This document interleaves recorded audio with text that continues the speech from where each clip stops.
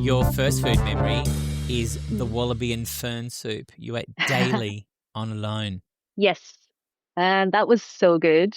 I don't think people appreciate how uplifting it is to have a warm meal every day. We take it for granted. Just something hot in your mouth and in your belly. What does hot do? Oh, it just warms you from the inside out. It just makes you feel safe, and it has that kind of comfort of, yeah, this is home now. I'm having a hot meal. I am now home. It was so good. And the soup was actually really tasty. It took a lot of trial and error to get it good. It probably took me more than a month before I figured out how to cook the different plants in a way that made them taste good. So not just extract the most nutrients from them, but also make it the most palatable. A lot of these plants are actually really bland or really bitter. So, had you done some research on the ingredients before you went into alone? Yeah, I knew what was edible, and I knew how the Tasmanian Aboriginal people would prepare and cook them. So I knew that. So I had a good basis to start on. I had a good, yeah, good start on what to do with them and what was edible. But I think with our modern palate, we're just so spoilt for flavor. So things that aren't sweet and salty and fatty, we're just like, oh. And it took me a while to get used to the either bland or bitter flavors and work out how to process them in ways that make them more palatable for my spoiled palate. So yeah, it took a lot of experimenting. So it's not just the knowledge, but having my, I guess, a bit of background in food science helped a bit with the experimenting, knowing how to leach out the bitterness. And how do you do that? How do you pull that out? It's a lot of trial and error. So when I was processing, say, the manfern hearts, I could see the texture was soft after boiling it for a while, like boiled potato, but had this horrible bitterness that I just couldn't stomach. And then I thought about other food sources that are bitter that we eat, well, that are originally bitter, things like olives and acorns as well, and how they are leached with water to remove the bitterness, often overnight or sometimes for days to remove the bitterness. So I did that. So I was leaching the manfern hearts, soaking them in water and draining the water. And I could see as I poured the water out that it would be brown each time. And I kept pouring, re-changing the water, pouring it out until the water ran clear. And then after that, when I boiled it, the hearts were soft like potato and didn't have the bitterness. They were just Oh, like boiled potato. yum.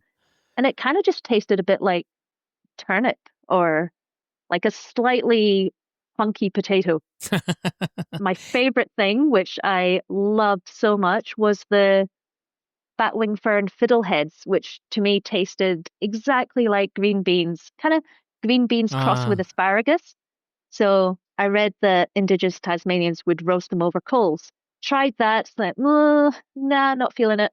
Tried different ways, and I found that just cooking it for a short, but throwing it in the stew for a short time kept the crunch and just added that extra texture. So I think the stew that I made, just with the amount of different ingredients, with the different textures, different flavors, made it feel like a proper meal. And then the wallaby jerky as well gave it that meatiness. And I boiled the bones. yes, you boil the bones. I boiled the bones until there were literally no bones left. And I didn't realize how, because I've never tried this, but you could actually boil the bones until they are soft enough to eat and chew. So I actually, it probably took about, I don't know, probably about 20 boils before all the bones were soft enough to dissolve and be eaten. So I actually ate the bones, and that was a good source of calcium and other minerals. Let's go back to the bit where you had to kill the wallaby. Mm. First of all, you had to force yourself to eat a grub. Then you killed a wallaby, and this wallaby gave you a big source of energy and sustenance to get through the competition. How did that feel? It was pretty surreal. To be honest, I didn't think I would catch a wallaby. I thought I'd be relying on fishing, and they didn't show that in the show, but I was fishing every day and getting no luck. And I just made a few traps. Actually, I made about 3 or 4 traps. I made a couple bird traps and 3 wallaby traps. And I wasn't getting any luck on them. It looked easy, but it really wasn't. The wind kept blowing them down. It kept getting tangled up in things. And yeah, the wind kept setting it off. So every day I had to reset the traps and I gave up on the traps. And then, yeah, that one day, I don't know what happened. It must a lot of luck. And it happened to be a big fat male as well. He was a big wallaby. And the actual catching it part was just a blur from realizing that the trap was gone and me figuring out, oh, it must have caught a wallaby and the wallaby's taken off. And then that adrenaline hit, and then like stalking after it, like finding the bits of fur and bits of string kind of left behind as it had taken off. After that happened, I wasn't keen to do it again. It was like, right, I can do this. I've done it. Tick. I don't want to do that again. How long did that wallaby last? Right to the end. Yeah, right to the end until I kept one last little strip of the wallaby jerky for day 69.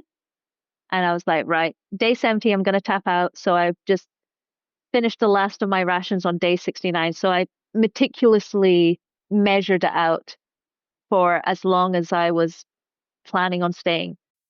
Your second food memory keeps you connected back to the homeland. Potato scones in Scotland. Oh, they're so good. So if you think of a gnocchi, that kind of chewiness, but think of it like flattened like pancake and then fried in butter. So it's golden and crispy on the outside, but still got that kind of chewiness in the middle. Oh, it's so good. And then you eat that with a proper Scottish breakfast, which is eggs, bacon, sausages, mushrooms, fried tomato, haggis, black pudding. Oh, it's so good. I don't understand why it doesn't exist in Australia. I think I might start up a potato scone business. So how does it differ from the potato hash? Oh, totally different. Potato hashes, they're also really good. Love hash browns, but totally different thing. In fact, having both in breakfast is probably the best. Yeah, hash browns and potato scones. This is my Scottish side of me coming out. But potato scones is like gnocchi, so it's got that nice chewiness. It's denser rather than like a fried mashed potato with bits of potato chunks in it. Your third food memory, it comes from the Philippines.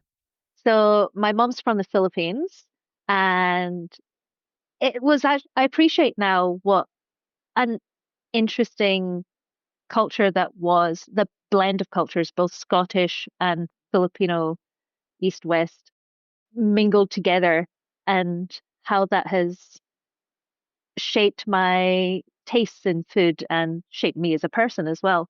And yeah, one of the things I remember, one of my favorite dishes, probably one of the most common, is pancit, which is a rice noodle dish with vegetables and chicken, and you squeeze a calamansi on top of it, which is a tiny little lime, and it's so fresh. And that calamansi gives it a nice zing, and it would be cooked for parties. And anyone who knows Filipinos knows they love parties and they love gatherings, and their gatherings are all focused around food and chat and sometimes karaoke, but mostly food. And you go to a party, even if it's any kind of party, even if whether it's a funeral or, a wedding, there's so much food everywhere. And yeah, pancit was one of my favorites.